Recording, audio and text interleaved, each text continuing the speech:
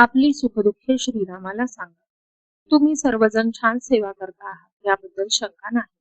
अशीच सेवा अखंड चालू ठेवा, त्यातच कल्याण आहे. त्यानेच आपण तरुण जाऊ. जरी कुणी काहीही सांगितले, ह्यात काय आहे, त्यात काय आहे, ह्याने काय होणार आहे असे म्हटले, तरी तुम्ही तिकडे लक्ष देऊ नका. परमेश्वराची सेवा वाढवावी तेवढी थोडीच आहे. तो फार मोठा आहे, अमर्याद आहे. त्याला पाहायला तशीच सेवाही फार मोठी करायला पाहिजे. त्याला पाहण्यासाठी तशी मोठी शक्तीही आपल्याला लागेल. अर्जुनाला श्रीकृष्ण परमात्म्याने दिव्य दृष्टी देऊन दर्शन घडविले. ती दिव्य दृष्टी आपल्याजवळ नाही, पण ती मिळवण्याची शक्ती आपल्याजवळ आहे. भक्तीची प्रगती ही खरी शक्ती आणि त्याकरिता अखंड नामस्मरण हेच खरे साधन. श्रीराम प्रभू आपल्या घरातला कोणीतरी आहे याबद्दल खात्री बाळगा. त्याला तुम्ही आपली सुखदुःखे सांगा. दिवसाकाठी एकदा तरी रामापुढे उभे राहून त्याला अनन्य भावाने शरण जा. दिवस आनंदात जाईल आणि तुमचे दुःख दूर होईल. आपले ज्ञान, शक्ती, वैभव, सत्ता त्याच्यापुढे काहीच नाही.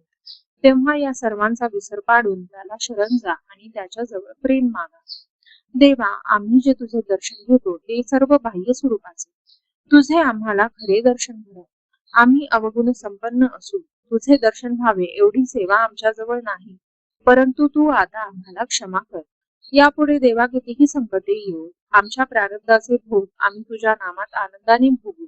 जे काही व्हायचे असेल ते होऊ दे. आमचे समाधान टिकून तुझ्या नामात आमचे प्रेम राहील एवढी तुझी कृपा असू दे. खरोखर परमेश्वर भक्ताचे मन पाहतो, त्याचा भाव पाहतो. एरवी तो त्याच्याजवळच असतो. जो श्रद्धेने परमेश्वराचे चिंतन करतो त्याला परमेश्वर जवळ असून आपल्याला तो मदत करायला सिद्ध आहे याची खात्रीच असते. आपल्याला दोन मार्ग आहेत, एक श्रद्धेचा आणि दुसरा अनुभवाचा. एका गावी पायवाटेने गेले तर फक्त 3 मैलांचे अंतर आणि मोटारच्या रस्त्याने गेले तर 10-12 मैलांचे अंतर. श्रद्धा ही त्या पायवाटेसारखी आहे.